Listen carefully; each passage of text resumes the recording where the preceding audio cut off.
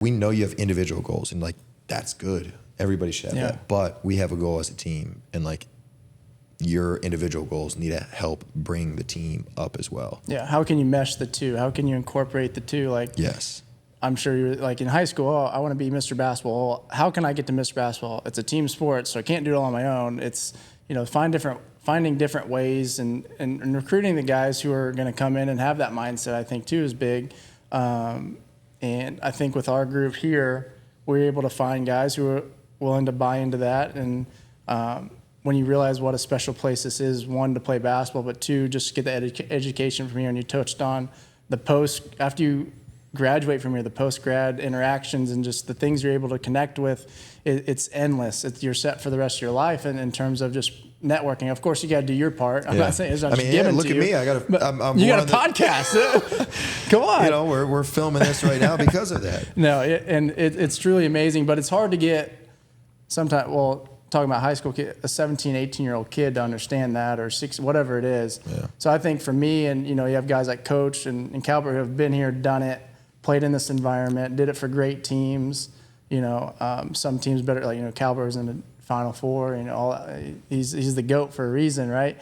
But having our experiences and being able to try and help these guys understand what it actually means to play here and what it requires and what, it's not easy. It's not the easiest thing to play here. It's not the easiest thing to do this, do that. But if you truly want to be great, then I accepted that challenge. I know my assistant coach, Tim Buckley, he always told me, if you've ever talked to Coach, he always says, like, what's up, superstar? And I was like, I'm not a superstar by any means. But when I decided to come here, he's like, are you ready for this? Like, I was like, what are you talking about? He's like, when you come here, it's going to be a little bit different. Like, you're the hometown kid, you're doing this, a lot of expectations. I'm like, yeah, I'm good. Like, Twitter wasn't as big back then. Yeah. I know it's showing my age, but just accepting that and having the right guys who came in with the same chip on their shoulder, I think goes a long way.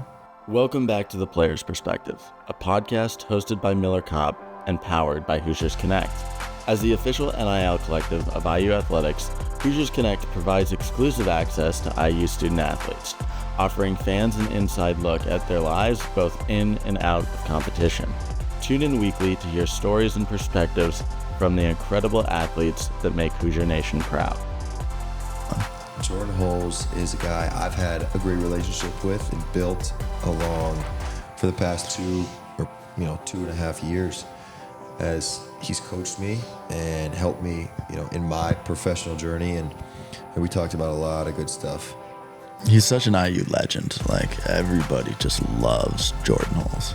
Well, he spent his whole life in Indiana besides his 9 years overseas playing professionally, and we went into that big time. Tips on living overseas, tips on... Yeah, because you called him. I called him, yeah. I called him right before I went to France to play there, and he gave me some great information, some stuff that I would not know unless, you've been there before. It was about this time last year, you called me about going to Europe. Yes. Yeah, when you said that on the phone last night, I was like, you're right. It's been exactly a year. I was in Marco Island in our little condo. Miller Kopp. I'm going to France. What do I need? Yeah, I called you and I was like, well, I'm going to France. I don't know what to expect. I know you played there for 8 years? Nine seasons, yeah. 9 seasons. And I was like, what do I need to know besides like just the different language, like the Chargers or a water bottle or like bring a pillow or like a suit. I don't know what it was. But I remember being on speakerphone. You were like, yeah, you probably need one of these. And I'm like, typing it on notes and stuff. And I'm like, and then I go back home to my mom and I'm like, all right, Jordy said these are the things we got. Essentials. Essentials. Don't want to blow up your apartment first day you get there with converters and all that good stuff. But I know. I got some buddies who now are who I played with in the G League last year and now just signed and are going to like different spots, because they're just done with the G League. What are some of the things that you think that you may have told me? Because I'm thinking, I remember the adapter was a big one. Mm-hmm. I don't know. What else did you say? My rookie year, I packed like a whole suit bag because I was like, maybe we wear suits and like, and I didn't open it for 10 months. So definitely don't want to overpack. You're going to get a lot of gear from the team most likely. Yeah. And you're just going to the gym and back to your apartment anyway, so you don't really need a whole bunch. And I learned that the hard way. Having to come back from Poland, I ended up paying like $400 extra just to get my bags back for clothes that probably weren't worth $400. Yeah. But like little things like that, aside from the basketball piece, it's once you get to the location, try and immerse yourself into the culture, because if you don't, you're just going to be miserable. Yeah. And there's a learning curve with all that anyway, but as best you can, and you're an outgoing guy, really open to new things and those kind of, but I play with guys who are just like hermits and just stay in their apartment. You become a professional video gamer pretty much, man, or Netflix review or whatever you want to say. So it's very easy to fall into that trap, which there's times where I did too. It's like I just don't want to do anything except be at home. But as I was over there longer, I got more adventurous and wanted to try new things. And if I got lost, I got lost. You know, just make sure I'm there for practice the next day. But that was all part of the experience. Yeah, no, I remember my first, and I've told the story before, it's like my first, I think it was 2 or 3 days in France. My first ever pro gig. I get into my apartment and I'm like, all right, like walking around, this is nice. And I see like out of my window, I'm like, the locals, they have all their doors open, like their windows open. I'm like, I might as well open up too, let the air flow. And so I opened, and I had like a little balcony too. So I opened the doors there. I slid those up, opened every window on my thing. So it's like breeze, and it's hot in summer. Mm-hmm. But then at night, I closed them all up, and I'm laying in bed, and I hear, bzz, bzz, and I'm like, oh no. And so I'm up after like the 9-hour flight. I'm up like all night trying to just kill like mosquitoes. One bug in your room. Yeah. Okay, I'm trying to kill one mosquito, but it's stuff like that like I'm sure when you came back that first night, like sleeping in your own bed, is amazing. Nothing like it. And you know when the end of season is about to be there too, the sun's shining, like it's warmer. You've gotten through the 5 months of it being dark and cold and rainy in Europe, and then you're like, okay, I see the end of the tunnel. Get through the playoffs or wherever you are in the season, and then when you get on that flight, you don't sleep the night before. Like you're just so excited to get back home to the States, and you know I miss that feeling. And then when you have to go back, it's almost the opposite, being as bad. Like, I got to leave. I got to put all this stuff behind and leave Buffalo's and all this the good food back home that you're not going to get, which is probably better for me, though, because, you know, you lean up and stuff over there. But you definitely lean up. Yeah. It was like 2.5 weeks, and I like stepped on the scale, and they were like, so-and-so kilos. And I'm like, what is that in pounds? And I looked down, I'm like, dang. Oh, my gosh. And I'm eating like baguettes and like the same, like just different stuff, but like still just cleaner food. Just it's not as processed. Even if it is bread and carbs all the time, like you're obviously practicing. But I walked a lot, like throughout the city, like downtown or whatever it was. Especially once I had my family with me, it was like if I wasn't at practice, we're at home for a little bit, but I'm at the playground, I'm doing this, and I can grab gelato, I can get a baguette on the road. Yeah. Like I'm eating donuts all the time. Yeah. It doesn't matter. It's great. No, how did that compare to? Because I've got a similar experience. You did it for much longer, but like how'd that compare to your 4 years at Indiana and the kind of bubble that is that? I think a lot of players don't realize it's just its own world that may inflate your idea of basketball, your idea of support, and just everything that goes with it. Yeah, and I think I was kind of a special case because I grew up 10 minutes from here. So even growing up here, I feel like playing here, I was still in its own little bubble. The university, its own little bubble. Yeah. And you grow up on the outside of that. So even being here, I know my sister who ended up going to Bowling Green, but then she played here as well. She was always worried about, I just need to get away from home and experience it. Yeah. Where for me, I love being able to go home and do my laundry and all that kind of stuff, but I still felt like I was away from home because it's your own life, and you know how it is. If you're a D1 athlete, it's basically 24/7 nonstop, one thing after the other. So for me, it was great to have that experience, and I never felt like I was trapped. But I think playing here in college and the coach that I play for and just the things that we did, it prepared me for everything that I experienced in Europe, if that's answering your question. I think mentally, physically, spiritually, everything that we did was really hard in college. Coach Green was pretty tough, but in a good way, and I'm so thankful that he taught us that way because we didn't know any other way. And I think when I got overseas, you hear the horror stories, not getting paid, playing twice a day taped, all that stuff is true if you end up in a spot like that. But I feel like I was prepared, and I think my mentality, just always having a chip on my shoulder, kind of allowed me to get through that first year. And then the second year was even harder. And then after that, I was like, all right, I'll give it one more year and let's see if I find my passion. Because, it gets draining. You're over there. You experienced it. It's not easy. It's not all traveling the world and seeing like the Eiffel Tower. Like that's not how it is. It's everyday life. It's way different than being a tourist and visiting for 2 weeks. You're there for 10, 11 months. Like it's completely different. So that's why like fully immersing myself and allowing myself to go out, because I hadn't left Bloomington. Like this is my life here. And obviously I'm back, so it's still my life. But going away for those 9 years just really was the best thing that I could have ever done. And I think being at a place as diverse and as, culturally just, everything here in Bloomington, even though it's a town, the university itself prepared me for everything that I was going to experience over there. What about the difficulty and the just hard practices and games and ups and downs of Indiana prepared you for, playing overseas and playing professionally? Because, you guys, your freshman year were 4-14. Yeah. And I know a little bit about losing when I was at Northwestern. It was rough, but like losing here is different. Mm-hmm. But then you obviously played for teams that were incredible, like number one in the country and all that stuff. How did that like rise and journey to, where you got, eventually at your Indiana career? Like, how did that prepare you, and what did you learn from that? I think a lot of the guys in my class, there's one class above me that was Coach Green's first class, and then we were his first real full class. We all came here to be part of rebuilding Indiana basketball. So for us, that was really important.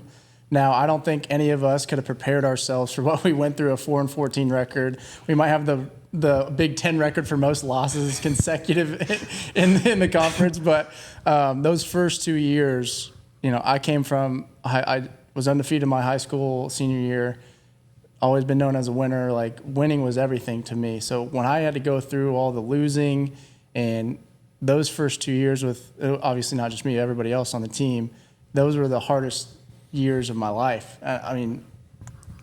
Perspective, obviously, basketball-wise, but going through that, I think, as a team, one, it brought us all closer together. Everything was so difficult. Practices were hard. Individuals in the summer, whatever it was, everything was just so much pressure, like you're talking about, because we wanted to be winning. We were putting in the work, but we weren't seeing the reward. It's the hardest thing in the world when you feel like you're playing and working. You're doing everything you can, and you still play the game, and you feel like you're doing everything right, but you lose, and then you lose again. Yeah, and then you're like, well, what are we doing here? What do I need to change? And then practice gets harder, and then the film sessions are a little bit longer, and then it just kind of builds on, I guess, the external like result. Yeah, and for us too is like, how can we maintain our workload or how our attitude or whatever? I remember having calls with my dad, just crying like, what can I do? What can I do to get other guys around me to do the same things, and how can we start building this thing up? We're not seeing wins. It's like, you just go down the line, it's like a rabbit hole. But one thing, and I give a lot of credit to every day we came in with a plan. We came in with, this is what we need to get accomplished today, and we're going to get one step closer to what our goal. We may not see it now, but you see it in kids all the time, instant gratification. They want instant results. When you talk about shooting, you want instant results. Like, shooting doesn't just happen overnight. Like, shooting is probably the most boring thing in the world to actually get great at. To get good at. Yeah. Yeah. And it's the same thing when you were talking about my first 2 years. Like, we're doing all the right things, but you just had to trust the process. We kept the work.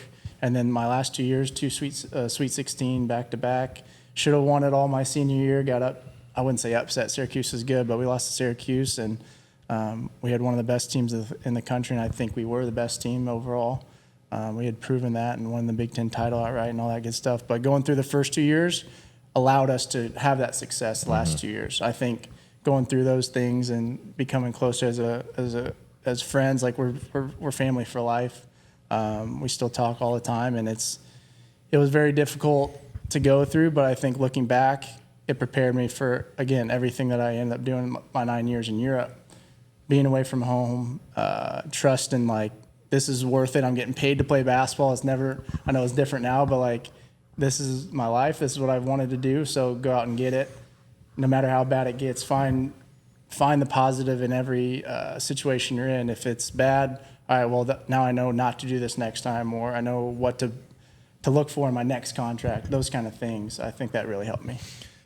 It's one thing you said, and me and you have talked about this, the 2 years I was here, is that those years that you were here, the reason you were able to go from 4-14 to 2 Sweet 16s is that recruiting class, like, bought into Indiana and the university and everything that, was about and is about.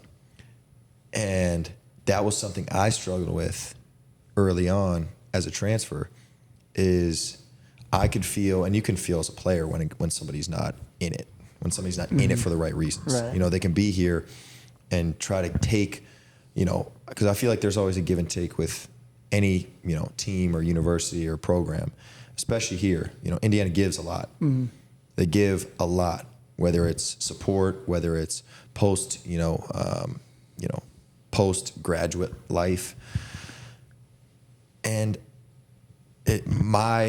when I was struggling with, like, the stuff with the team interpersonally, like, I felt like a lot of guys, not a lot, but, like, there are some guys who just take, and they take from the university without giving more than they're taking, if that makes sense. And I know me and you have talked about it. Like, that's my struggle with, like, now is, well, not really my struggle, but what I see now as being, like, the next hurdle with a big time program like this is it gives so much. And I'm not just talking, like, money. It's the support and everything, like I said, but it's like, how do you get guys to now kind of put that on the back? Shit. It's a rookie mistake, man. God. But, like, it's, finding the right guys to now want to give and want to throw themselves into, the program.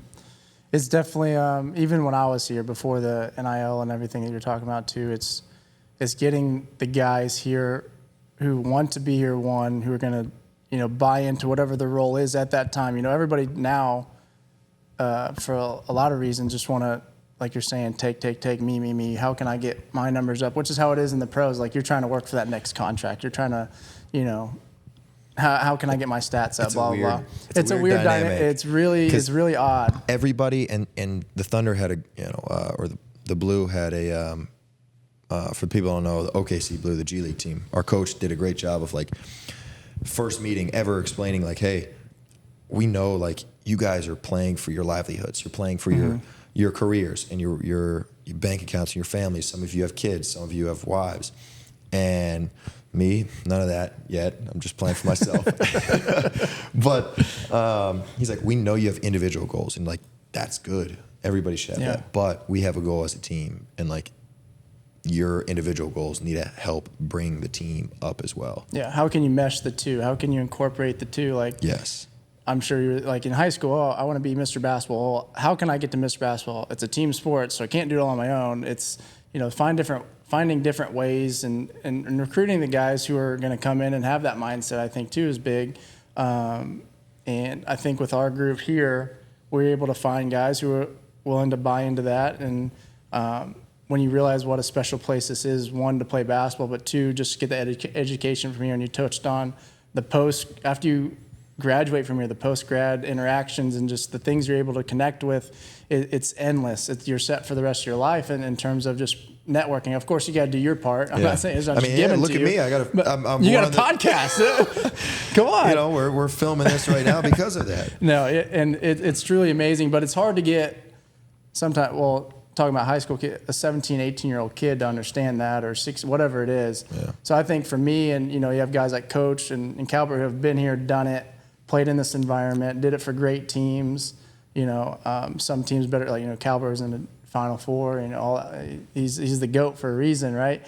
But having our experiences and being able to try and help these guys understand what it actually means to play here and what it requires and what, it's not easy. It's not the easiest thing to play here. It's not the easiest thing to do this, do that. But if you truly want to be great, then I accepted that challenge. I know my assistant coach, Tim Buckley, he always told me, if you've ever talked to Coach, he always says, like, "What's up, superstar?" And, like, I was like, I'm not a superstar by any means. But when I decided to come here, he's like, "Are you ready for this?" Like, I was like, "What are you talking about?" He's like, when you come here, it's going to be a little bit different. Like, you're the hometown kid, you're doing this, a lot of expectations. I'm like, yeah, I'm good. Like, Twitter wasn't as big back then. Yeah. I know it's showing my age, but just accepting that and having the right guys who came in with the same chip on their shoulder, I think, goes a long way. Is that what? Because I know I asked IG for a little background. He said your best years, and you could, if this is wrong, you tell me, but, like, your best years individually, or best year individually as a pro, was when you came off the bench. Is that true? My best season statistically, when I won MVP of FIBA Europe Cup, our team went to the finals. Of course, team success got me my individual success, right? I came off the bench. I fully embraced my role. Obviously, I'm used to being the point guard on the team and bringing the ball up the court, setting the table, like averaging this, and this. And all I cared about was winning anyway. That was probably, like, why my agent and I was, like, the worst pro, because I was like, "Coach, I just want to win. I know I got to get my stats. I didn't shoot enough." Dude, that's me. Yeah. I shoot 50% from three. I should probably shoot more threes, but I'm just trying to make the right play. But to your point, I was willing to come off the bench. I had great guys on my team. I knew this is what my team needs me to do. I'm going to come off the bench. They're going to run a lot of plays for me. My goal, I'm going to play 20 minutes a game.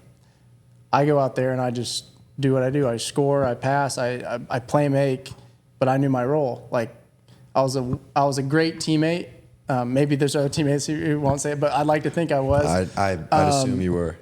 So, like, they knew I wasn't being selfish by shooting more shots. It's not an equal opportunity sport, is what my high school coach always used to say. Highlighting our percentages before practice. Hey, you can shoot a pull-up three in transition. You cannot, But I digress. It's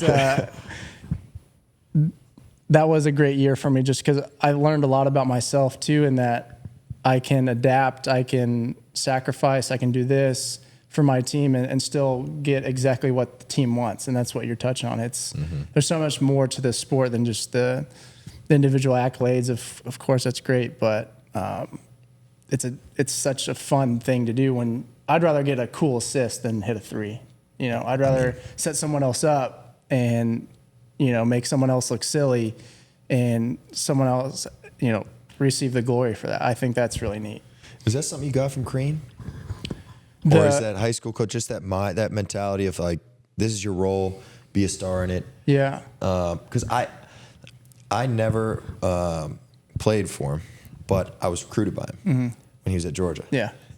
And when I was in the portal, and he would call, and I thought it was great. We had great talks and whatnot. But what always stuck with me is he would call my mom a bunch, and just, like, my mom would text me, like, "Just talk to Coach Crean for an hour and a half." And I'm like, "What?" And she was like, "He's great. He's just really intent and focused on, like," he kept on saying, like, maximizing your potential, maximizing your potential. And then when I got on the phone with him, he broke down. It was kind of funny. I still remember it to this day. I don't remember many phone calls from coaches, but he said, I just think, we can really maximize your potential and really get your game to another level. And he's like, I really think it starts, with your big toe. He said, your big toe, I think it would help your shot and your hips open up. He's like, exploding past your guys. Our strength coach is the best. Dude, and I kid you not, he talked about my big toe for like 15 minutes. And then I left the conversation and I started looking up online, like big toe flexion or like big toe exercises. Made you think a little bit. Yeah. But that made me think of like, I wonder what he was like to play under if that was the way he was recruiting. And I remember he sent, film of practices at Georgia, and which was all really interesting stuff. But that just made me think of, how that kind of prepared you for now, but also what it was like playing for him. Yeah, I think the attention to detail, obviously the player development piece was huge. For me, I think you're saying maximize your potential. That's something I've had to do since I was a kid too, because I'm not fast, I'm not strong. I could try and outsmart everybody. I could always work harder than everybody, but I can't. I mean, my dad's 6'5". I had a lot of hope, but he let me down in a big way. Come on, Pops. Come on, JC.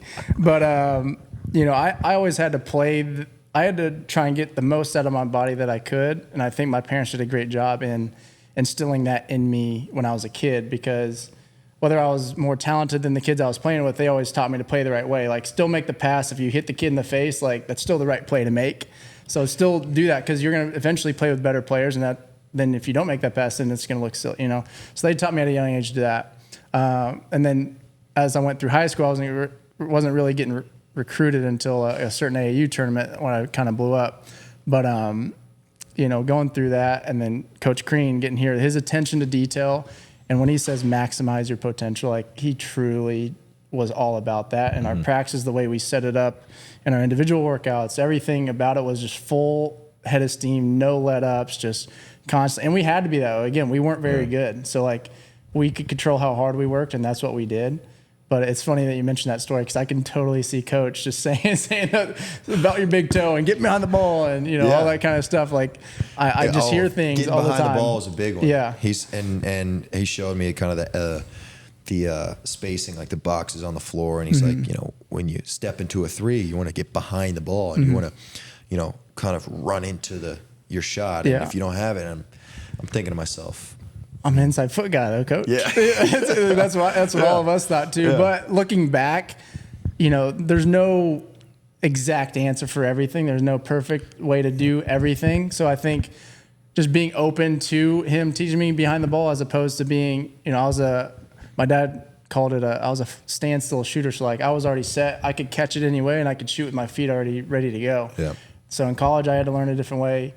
9 years overseas, people try to get me to change different things, and I was like, well, I'm open to listening to it, and I'll try it, but I know my shot probably better than most, right? And that's a whole different conversation, is shooting. Yes, attention to detail has always been important to me. Well, it's interesting being a coach that is super focused on like player development is great. I think until it gets to the point where you're trying to change something unique about somebody's game or shot or, pace or angles or body, positioning.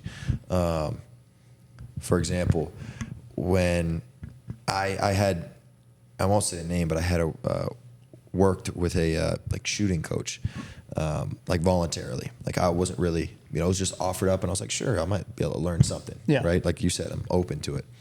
But I left there thinking, I don't know if I like that. Like, you just told me a lot of different things that it's now my mind is full of just information that like I'm not used to. And I've always thought, like, your shot is it's like a fingerprint. Yeah. It's like your thumbprint. It's just yours. No one else's. You can't change it. Like, you see people change their shots. But at the end of the day, it's your fingerprint, and you know it best. Mm-hmm. If it ain't broke, don't fix it either. That's what I was always told. So my shot, the open window look, something I was taught at a young age. My grandpa was the shooting coach here with Coach Knight, like all that kind of stuff. Really? Yeah. So that's how my family got to Bloomington. He grew up with Coach Knight in Ohio. They're friends, and then at West Point they were together. And then my grandpa followed him from West Point to Bloomington, and then my grandpa was only here a year or two before he went somewhere else. But that's how my family got to Bloomington. Well, I didn't know he's a shooting coach for. That's what they said. So that's all. If they say I gotta believe Grandpa. But did he work with you? Did you work with him a lot? Well, through my dad. Yeah. Okay, So yeah. my dad learned all the same stuff, but my dad taught me all the same stuff. I wasn't allowed to shoot threes till I was in 7th grade. I was always little anyway. I wasn't strong. I was a flinger. I had to fling it up there. So he was very strict with that. And again, I'll do the same thing with my kids. My son's 7, and he doesn't necessarily want to listen to me quite yet, so he's not ready. But once he is ready, I'm going to do the same thing that my dad did. Like, all right, now I get to push you. Yeah. And, What's that like progression going to look like in terms of teaching your kids how to shoot? To your point, though, everything's their finger. I think anatomically, like your body, how you move is way different than mine. So I'm not going to make you shoot like me, I can always tweak. All right, I see more your thumb in this. I see you're off balance. Your elbow's not underneath the ball enough. Like there's certain fundamental, basic, and mechanical things that almost everybody has that once you watch somebody shoot, you can tweak it to how you need to tweak it for them. Yes. Like you're not going to go to a textbook and it's like, all right, it needs to be exactly like this. Well, some guys can't move their elbow in like this. Some guys can't bend. Like I have a really big wrist flexion. Some guys can only do this. Me too. So they have to go like this. You know what I mean? We're both. Yeah. We're holding a platter here, right? So there's some guys who can only go like this. And then you have to go, maybe they have to make that action to go forward. So playing with a bunch of great shooters overseas and seeing how they shoot, it's been fun to like nitpick and see like, how can I apply that if I'm teaching an 8-year-old? If they're 8, you can kind of restructure everything. Now I get to 10-year-olds, 11. So when I had my training business, that was really fun for me to go to the absolute basics with an 8-year-old and then take what I did with them and apply it exactly to a 17-year-old who had a slightly, obviously more reps, develop their shot. How can I tweak it enough to make it consistent? And everything is just reps. You could shoot like this, but if you rep that 1,000,000 times in your money, great. I mean, as long as it gets off effectively and like quick, whatever, you see the best shooters in the world all have different forms. There was a picture of, I saw on Twitter, of Reggie Miller and like his follow through. Yeah. And it's like very different than like Klay Thompson's or what you would see in a textbook if there was one for shooting. So it's like you said, it's all about repping your shot. And I remember in high school, I was the worst. Well, maybe not the worst, but like I absolutely bugged our coach and our janitor for early access to the gym. And luckily I got in there and I was shooting on the gun every morning, tracked everything, wrote down in like my journal, reps, like makes. And that's the stuff where, like you said, it's boring. Yeah. You have to do it. You have to do it. It's not sexy. It's not, you can do all the drills you want, but you get the confidence to shoot the ball from your habits and your work and not just hoping that it goes in. Right. And I will say on top of that, like you got to make sure you're doing the right reps. My grandpa always used to say, now, if you're going to shoot it the same way every time. You can create a bad habit just as easily as you will, maybe even easier than the habit that we want you to have. So don't go out there and mess around, jacking up shots, flinging it when you still aren't perfecting the shot that you need to be able to make in an actual game. So that was always something that has stuck with me. And you asked about my son, like, I'm going to try and get you to, obviously you want some type of structure early on, but I'm going to make sure like you're going to shoot like this. You have to try and shoot like this 90% of the time. And then, it'll get 100 as you get stronger, a million, whatever it is. So shooting your perfect shot every single time is way more important than going to the gym, shooting 5,000 shots all different ways. And I'm a big guy on, I'd rather you go, again, 45 minutes in the gym, game speed shots, and then get out. Don't be there 3 hours just shooting lazy, because you're not going to be able to do that in a game. Exactly. So, I mean, we could talk for 3 hours about shooting, honestly. You could break down everything in shooting. But those are like the main things for me, like consistency, obviously the reps, and like game speed. Like everything's got to be game speed. It's funny you say that because I did one pre-draft workout like between my transfer year from Northwestern to Indiana, and I was with the Warriors. It's funny because Trace is there now. But I remember asking one of the coaches after, I'm like, what? Just because I'm trying to learn, I'm trying to soak up anything I can. And I knew I was going back to school. I'm not going to get drafted. But I said, what do you think? What do I need to continue to work on after watching me play for, an hour and a half, live action and shooting drills? And he said, your workouts should be shorter, but you should go as absolute fast as you can. Mm-hmm. And then he said, shoot, improve your range, like shoot from farther away. He said, if you watch Steph Curry work out, he works out the absolute fastest with the most pace you've ever seen in your life. And it was funny too. I was talking to a coach, and he was saying the guy AJ Green for the Bucks played at like Northern Illinois or Northern Iowa or something. Iowa, just a shooter, straight just sniper shooter. And he said, dude, he works out faster than you might ever see. And like you talk about game speed, he's about as close as to game speed as possible. And so that's something like this season, this off season, and leading in, throughout the rest of my career, that I'm going to really focus on, because I feel like there's a difference, and you know it too as a player. 100%. Of course, you got to get the fundamental stuff down at a slower pace. But once you're doing your shots, like count your makes, like you said, you journaled all that. Count your makes, game speed pull-ups. Even if there's not a defender out there, not everybody has the resources to do that. Quick shots, got to get them off quick. Especially, you're taller than me, but guy 5'11", if I'm not shooting it quick, I'm getting blocked, Yeah. So, like, that was, super important to me.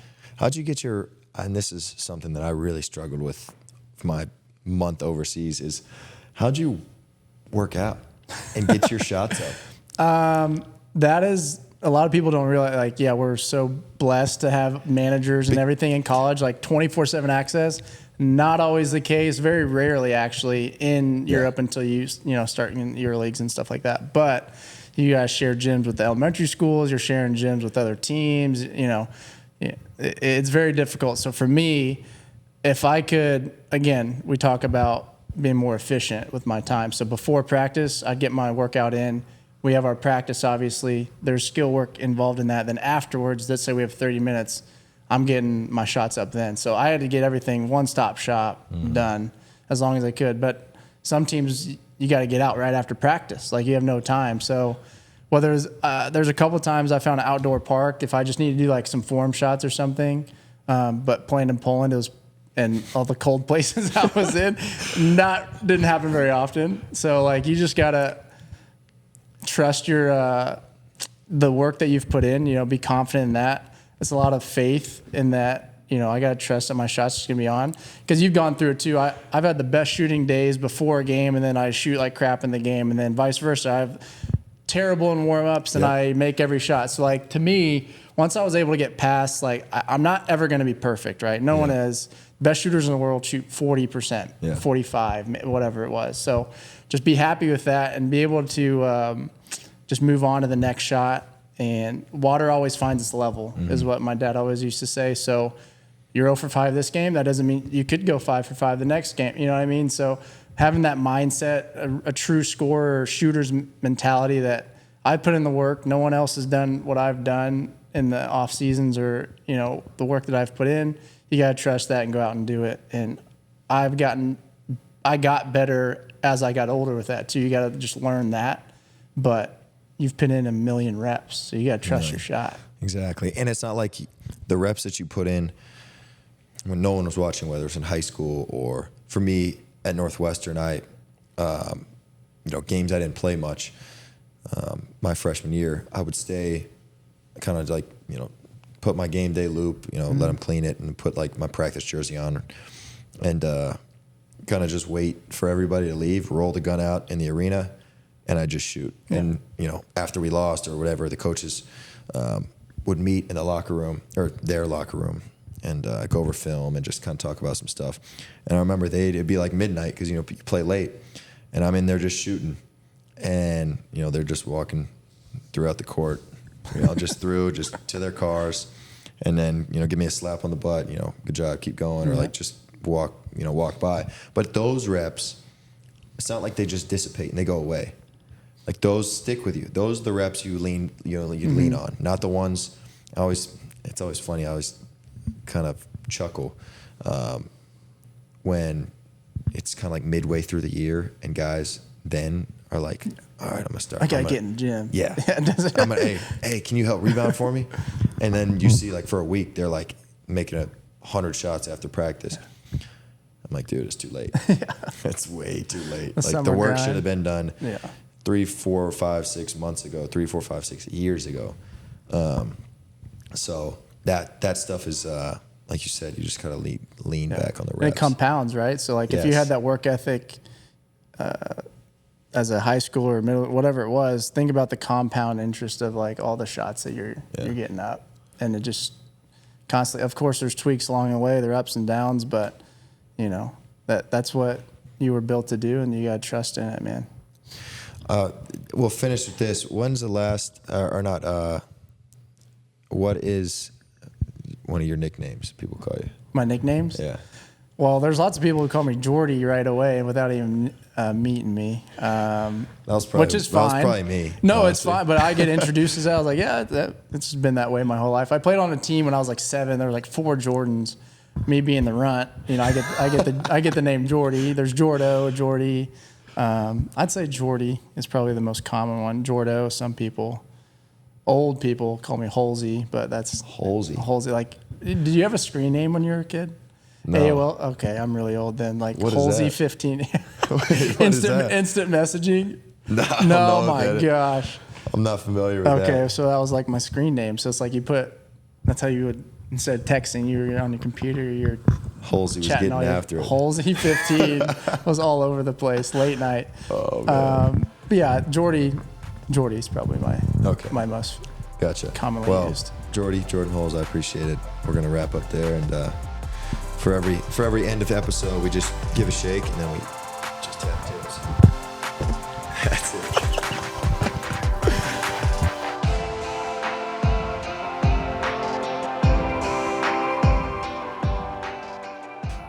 His grandfather, which I didn't know, the reason he's such a good shooter, I can imagine his grandfather was the shooting coach for Coach Knight, which is like, I didn't even know that was a thing. No, like way back in the day like that. That's pretty awesome to have your roots and your family go back to essentially IU royalty. Yeah, and doesn't get much better than that. And it just showed, and we talked about a bunch of different things. And what I found really interesting was like, he took a leap when he went overseas to just kind of be like fully immersive in it. Yeah, no, he spent his whole early life basically in Bloomington, and then went from that to spending 9, 10, 11 months overseas for 9 years straight, and diving into the culture and learning more about himself and his family and how to do things. Over there was awesome. The support staff over there is like completely different than what you get at like Indiana University. Well, his perspective or his experiences on basketball and life over there compared to at Indiana is completely different. It's something I wish people knew, and wish the players here knew before they leave, is that you have everything at your fingertips here, and over there, you gotta grind for it a little or a lot more sometimes. He started raising a family over there too. Yeah, I think he said, I don't know how many kids he had when he was over there versus here, but yeah, pretty wild stuff. Did you learn anything from him in this? Just kind of like listening to him talk about like his pro career and stuff like that. Well, Jordan is so well versed in his knowledge on the game, and his experience is so impressive that you have to learn something. I definitely learned the fact that training and all of this stuff that goes into being a pro, especially as someone who's 5'11" and not very super athletic, that stuff matters, and it's something I'm taking with me as I continue my career. Because if he can do it and do it at a high level, then I got to be able to take some of that too. We hope you loved this episode of Players Perspective. Don't forget to hit the subscribe button so you never miss an episode. Stay connected with Hoosiers Connect on social media for even more exciting content featuring IU student athletes. Until next time, Hoosier Nation.